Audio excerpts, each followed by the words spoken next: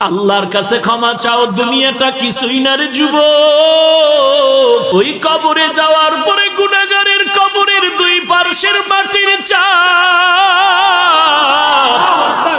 পাজরের হাড় চুরমার হয়ে যাবে। একটা নয়, দুটো নয়, 70 থেকে 99টা সাপের কামড়।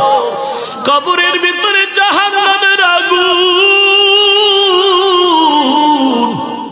এরে বান্দা, এখনো কি আল্লাহর রাস্তায় ফিরে আসবি না? আল্লাহ দেখায় দেয় দুনিয়ার বিল্ডিং এর আগুনে কত যুবকের লাশ, আর চিৎকারের আওয়াজ, বাঁচাও বাঁচাও। একটু চিন্তা করে দেখ, যখন আগুন লাগছিল শরীরের মধ্যে তখন ওদের কেমন লাগছিল, অবস্থাটা কেমন হয়েছিল।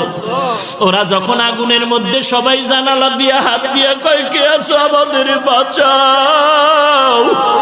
আমাদের ডানে আগুন, বামে আগুন, চতুর্দিকে আগুন।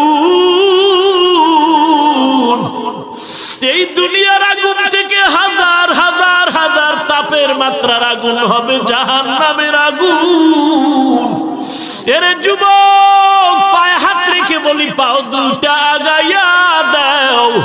আমি তোর পায়ে ধরে বলি, আর গুনাহ করিস না রে যুবক।